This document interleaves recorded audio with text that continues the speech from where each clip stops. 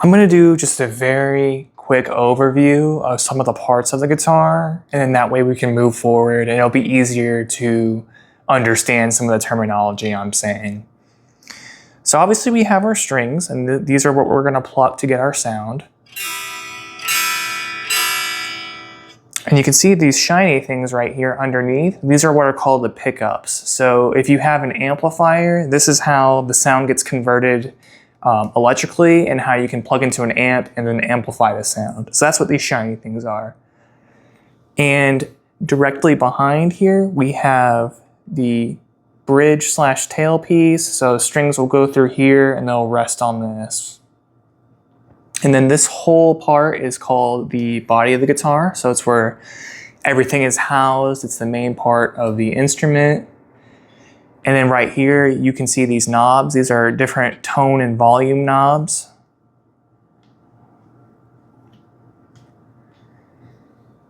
And we have the neck of the guitar, which is all through here. So this is what I would call the neck of the guitar right here. And then directly in front of that is what I would refer to as the fingerboard. So this is where you're actually going to place your fingers. And what you'll notice too, speaking of the fingerboard, is that we have these inlays every other fret. So this is just a quick way of you to visualize where you are on the guitar. So it's a quick visual aid. And you will also have them on the top of your guitar as well, these black dots. So you can see them here. You'll have the inlays all the way down the neck. So it's just a good reference point from when you're standing up and looking down. And then the other thing, we have these metal knobs up here. These are the tuners. So this is how you either tighten or loosen a string to tune it. And I wouldn't worry about learning how to tune with your ears just yet. I would find someone that either knows how to tune, or just buy a cheap tuner online or use an app on your phone. There's a bunch of different avenues to get your guitar tuned. And that'll be something you can worry about, mastering later if you want to learn how to do it manually, or, just with your ears. So those are the main components. I know there's a volume or a tone knob here, so this changes the pickup configuration. And those are the most important parts. So what we're going to do first is we're going to make sure that whatever guitar we have, we're going to hold it in the most comfortable and natural position we can. So what we're going to do is, if you're playing a right-handed guitar, is you're just going to put it up right like this, right? And you're just going to let it go down gently against your thigh here. So you can see how there's a natural contour on the bottom of the guitar, and it just rests naturally on your leg here. So that's the first step. And what we're going to do after that is we're just going to gently let it come back down towards our body. So you can see the second contact point here is my chest, and you can see how it completely outlines it here, and we still have the contact point down here. So that's a very strong foundation. And the last thing we want to do actually is, you can notice how the neck is completely parallel to the ground here. So if we do this and we keep it straight, it's actually going to be difficult and more unnatural for our wrists to fret when we start playing. So pay attention here to how flared out my wrist is here. You can see there's like this big bump here. And this is not what we want to do. So this is going to cause a lot of injuries in the long term, especially if you start playing a lot or you're playing fast and playing daily. So what we want to do to prevent this is, we have our two contact points here, and we're just going to gently raise the guitar up a little bit. So it'll be a little bit higher up, more towards the ceiling here. And you can see how when I run my finger along here, it starts going up. So I'll show you again. So we got angled upwards, as opposed to here, where it is a straight line just about the whole way. So we got straight line, and then kind of bring it back up, and you can see how it starts going towards the ceiling. So what this will do is, when we start fretting, our hand will be much more relaxed. So you can see how instead of my wrist being out here, I know this is over exaggerated, but this is basically how it feels with the previous way. You can see how if I just let my hand drop, I'm relaxed. How there's just, it's basically my wrist is straight here. So it's a lot more comfortable, more relaxed. And that's the number one thing. Let me tell you, you do not want to get a wrist injury. I actually injured my left hand from bad practices, and that was back in 2019, and I'm just now starting to fully recover from it. So please do everything you can to stay comfortable and not injure yourself, because you could need surgery one day if you overdo it. So here I want to show you how to properly hold a pick. This is going to feel very awkward when you're first starting out, so I want to give you some pointers that'll make things a lot easier. So what we're gonna do is we're gonna take whatever pick you have. So here's mine, and I'm just gonna keep it in my left hand like this. And I'm gonna have the flat end facing towards my right hand. And what I'm gonna do with my right hand is just relax it and let it naturally go where it wants to. So you can see what actually happens is my thumb naturally rests on the side of my index finger here. And I'm very relaxed. So I'm gonna over-exaggerate a little bit here, but you can see how there's like this little bit of a curl to my fingers. So once I have that, I'm just gonna let it straight out like this. And then I'm gonna take my pick here, open my thumb, and I'm just gonna place it gently in there like this. So you can see what ends up happening is that my thumb isn't a halfway point of the pick. So it's about right here. So you can see I have all this room up top here for playing chords or plucking the string. And as you get more developed on the instrument, what you can actually do is choke the pick more, and then you'll have even less space. So you can see the tip is just barely visible here. It's actually really hard to see. So you can see it's just barely poking out. Or if you know you're going to be playing more chords, you could have a lot more out. So it's something like this. But just for now, we're going to keep it more neutral, halfway.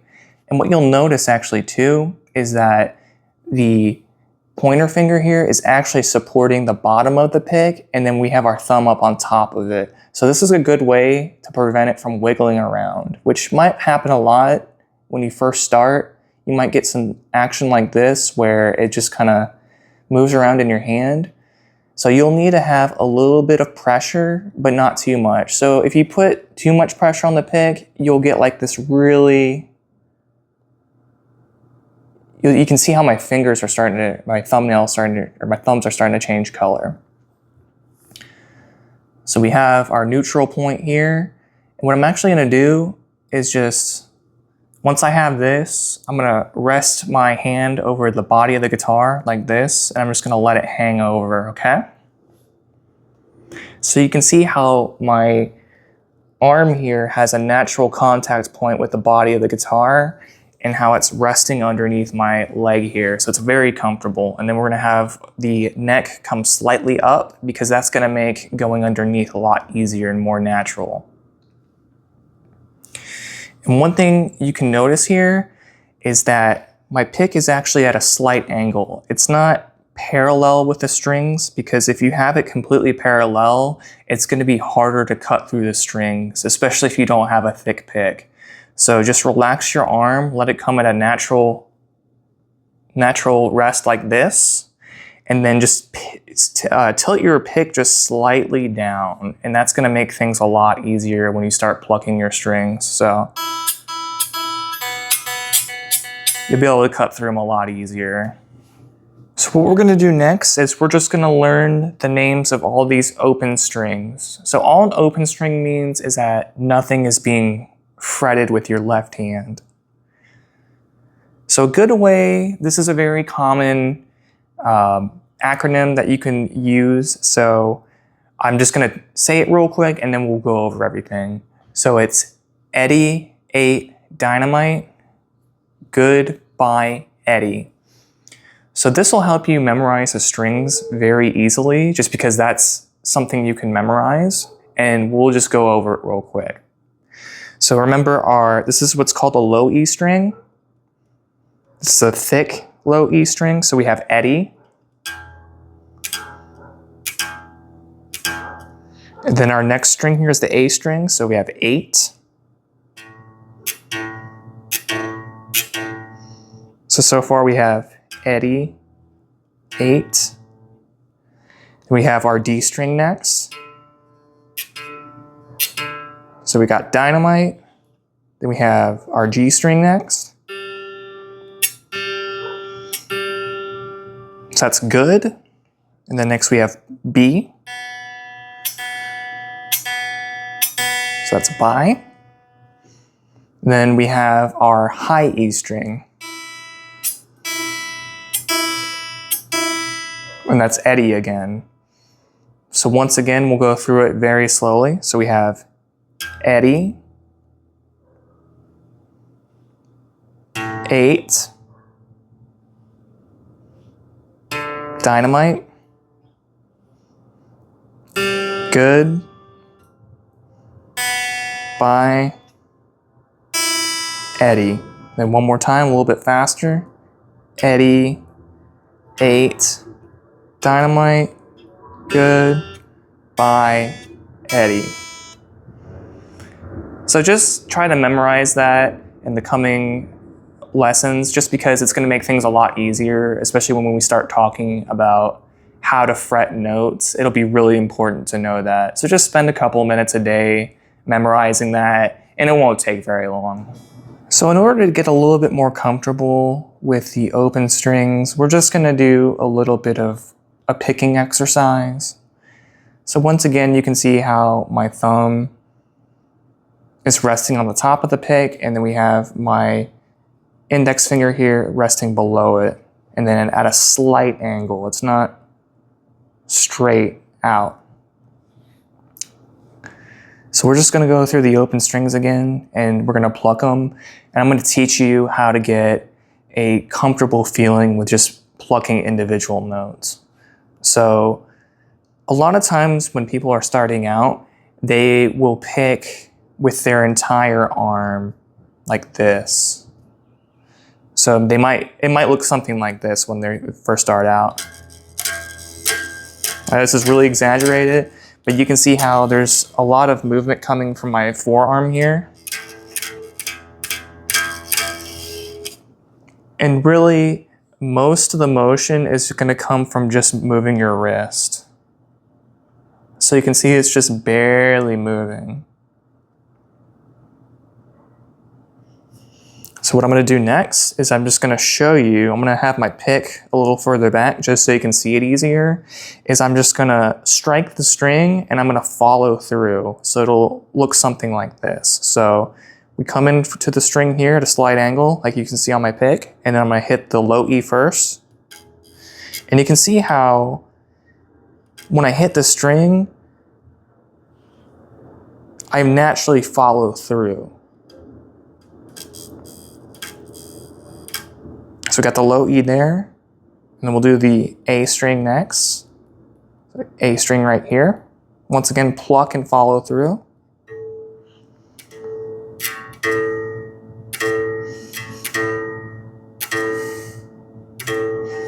We have the D string next, so this one right here.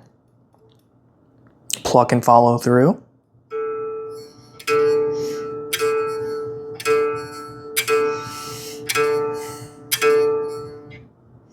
And then we got the G string next, and we'll pluck and follow through.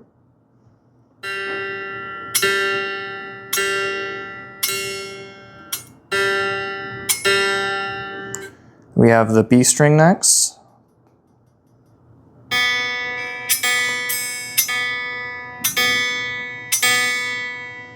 And then finally we have the high E string.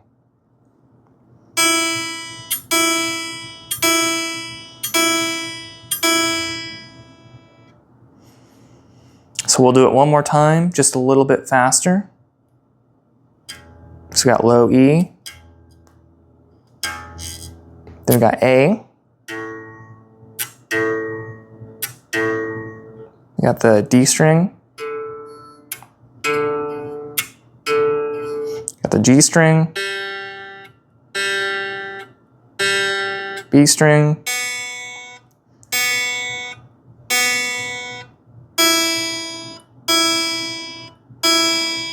And just a quick note, there's a lot of different ways to have your picking hand resting and where you're plucking. So if you get closer towards the fingerboard, it's going to be a more warm and rounded sound, as opposed to back here at the bridge of the guitar, it's going to sound a lot more tinny and bright. So we got the 12th fret here, so this is towards the bridge here. It's a little warmer here. So honestly, my suggestion is just find something that's comfortable for you. And I don't really play on this guitar anymore. I play on a 7-string. So my hand tends to naturally go much closer to the fingerboard. So usually it's somewhere right at the end of the pickup here. And that feels good for me, but you may be more back here, more back here. Just find what works with the contour of the body and then your hands as well. So now I want to go over how to strum.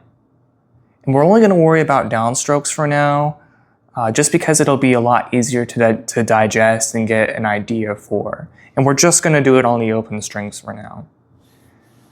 So a lot of times when you're playing guitar, you want to use the least amount of motion possible. So in the example of just like plucking a open string, you can see that it's mostly just coming from my wrist, right?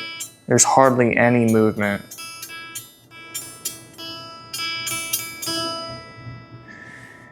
Now when we start playing chords, this will change a little bit. So the motion is a combination of your forearm and your wrist. So you can still see when I'm strumming, there's still a natural bend up and down to my wrist, but there's a little bit of my forearm involved as well to give me movement. So we have movement like this. So what I'm going to do is I'm going to demonstrate this by doing downstrokes only and just showing you how it looks. So don't even pay attention to my left hand here. I'm just going to put it down, and then I'm just going to strike through. And one thing that might be a little tricky when you're starting out is hitting all the strings evenly. And one suggestion I have is just taking your pick and let it be angled up a little bit when you're going down, and that'll help your pick strike through the strings a lot easier. So we'll do down like that. So you can see how there's a lot of just forearm movement. It's basically my pivot point. It lets me strike through all the way down and have a lot of movement. So do it again. So you can see it's just one solid motion. Like I said, we're just worrying about downstrokes for now.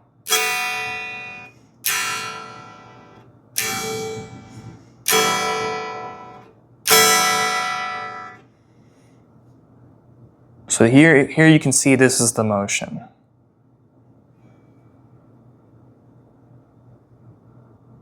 So we're up, ready to strike, and then we follow through, use our forearm to give us that big momentum, and then strike. So once more, we're up here, getting ready to strike, and then we're gonna strike through. Just go all the way down.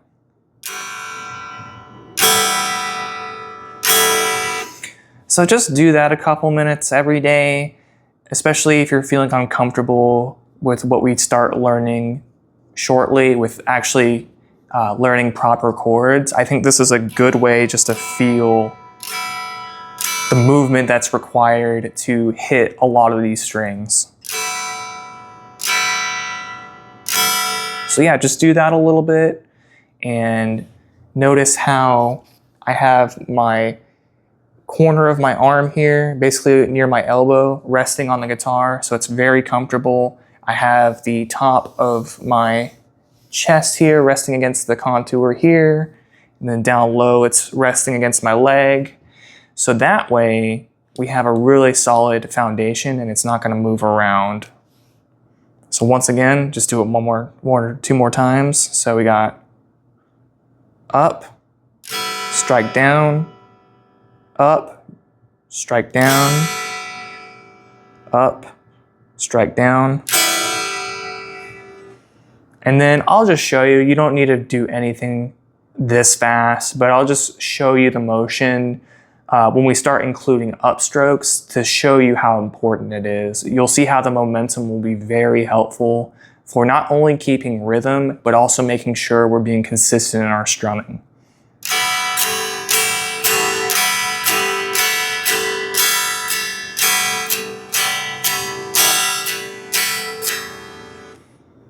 So like I said, just practice that for a little bit, and then if you feel like you can't do chords yet, this is a great starting point.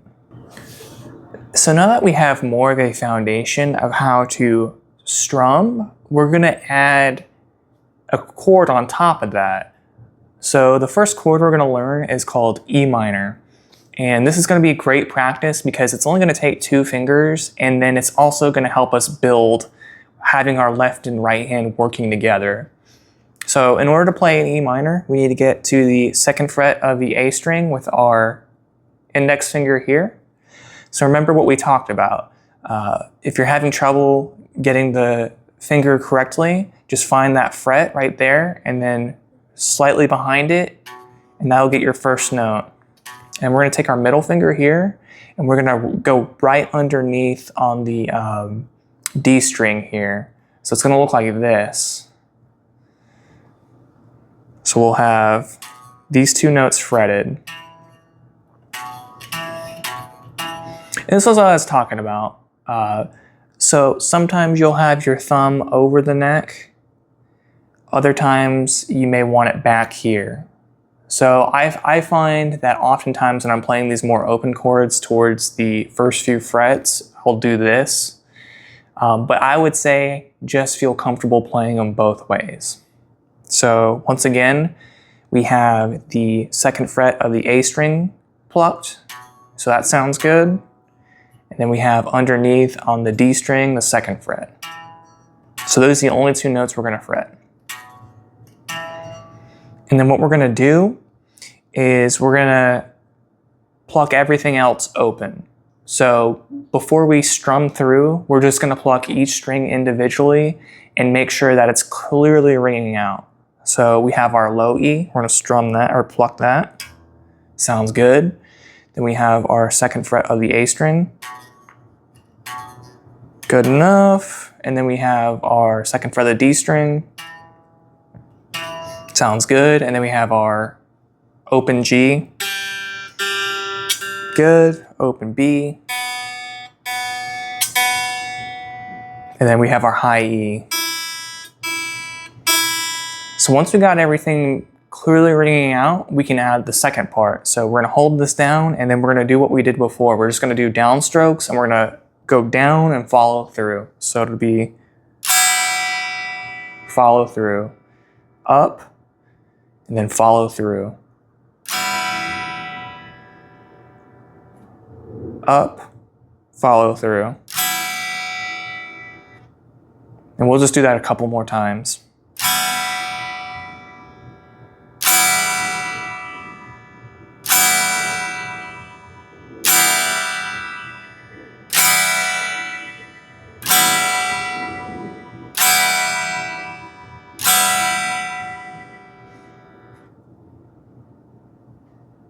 And oftentimes, if you're having issues with a dead note, one really common one, especially if you have your thumb over the neck like this, is you can have your bottom of your palm here, you can have it too high up, and what this will do is it'll end up blocking the high E string. So you can hear it's not ringing out at all. Another common one may be that when you have your two fingers curved up here, that the G string won't ring out. So if that happens, you just need to bring your fingers up a little bit. So once again, I'll put my fingers down. So you can hear it's a dead string, and then start bringing them back up. You're also more relaxed when you bring them up like this. And there's actually another way you can play it, which will be important later on, where instead of your first and second finger, you'll actually use your middle and ring finger. And I'll show you that real quick. So once again, we have our middle finger on the second fret of the A string here, and then we have our ring finger on the second fret of the D string. So it's the same thing. It's just an easier way to change to certain chords. So as we start expanding our chord knowledge, that'll be another way for you to start learning faster. So just keep that in mind, that we have this way with our middle and ring. But then we also have our index and middle finger as well.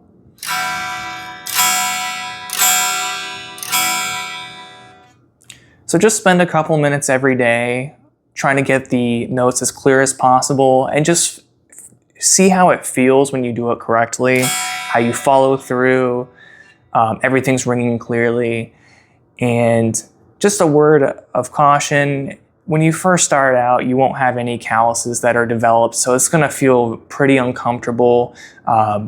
You can see how I've been holding my these strings for a long time just to kind of overemphasize and like really digging into them. This is what'll start happening, and it won't feel very comfortable at first. You'll start getting blisters. So my suggestion is just take a couple minute break or an hour break, whatever you need, because it won't feel great for a little bit, but you'll start building calluses. Basically, as long as you try to keep your hands free of moisture as much as possible, or just dry them off after washing your hands, they'll start to harden quite a bit, and it'll make things easier. And eventually it'll get to the point to where you can play for hours and you won't feel anything. So just keep that in mind and keep at it. So now that I've given you something that's a little bit more musical with your first chord, with the E minor, I'm also going to do the same for more single note lead playing. So just remember this little collection of notes and just experiment with it. It'll sound more musical, and I'm not going to give you any sort of like music theory or context to it yet, but just understand it'll plug into a bigger picture later as we start gaining more knowledge and experience on the instrument. So what we're going to do is we're going to put our first finger here on the 5th fret of the D string. So we'll have this note.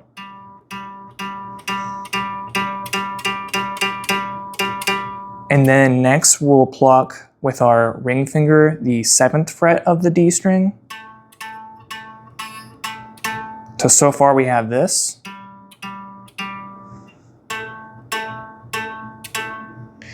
And then we're going to go directly below to the G string and do the same thing. So we'll have the 5th fret of the G string. Let's pluck that. And then we'll use our ring finger for the 7th fret of the G string. So just do that. So once again, we'll have 5th fret of the D, 7th of the G, 5th fret of the G again, 7th of the G. So this will give you good practice if you just kind of play around with these two. You can experiment with rhythm and just plucking them and making sure everything's clean. So for example,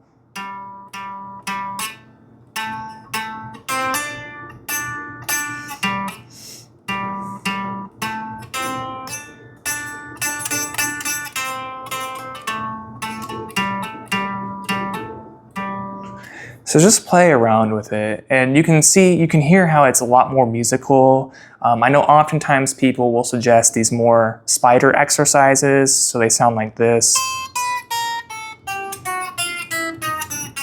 But it's not really musical, and I know there's a benefit to doing that, but I wanted to introduce you to getting something that sounds a lot more musical first, and then we'll worry about the more technical back-end stuff a little bit later. I always try to pull people in by getting them to play actual musical sounding things first, and I think this is a great way of doing it.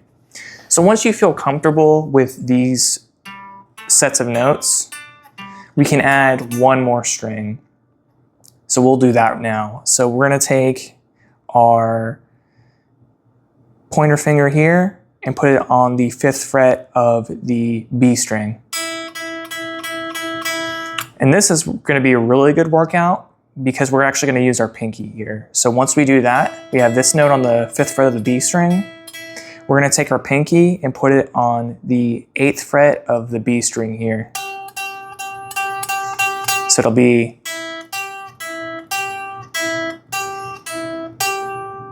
so just even, this is going to feel a little tricky. Usually the pinky is the most underdeveloped and hardest to use finger, but it's crucial that you learn how to use it because it'll make you a far better player. So just practice messing around with this, you know, just get something musical sounding out of it.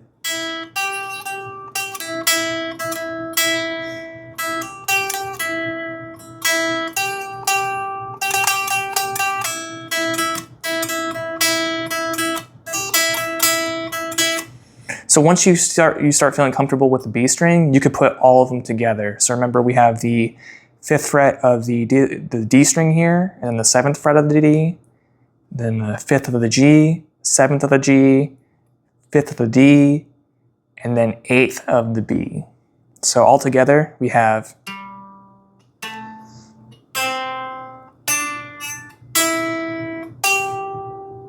And if we go backwards, it'll be.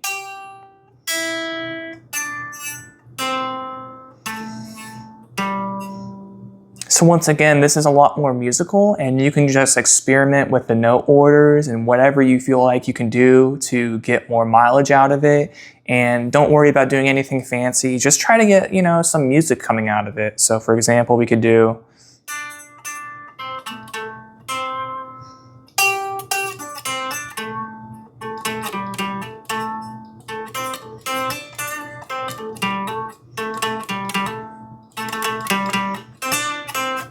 Stuff like that. And like I said, this pinky is going to be a lot more difficult to manage with, but I heavily suggest you try to get it as developed as possible because it's going to make everything else so much easier on the instrument. So once again, we have that.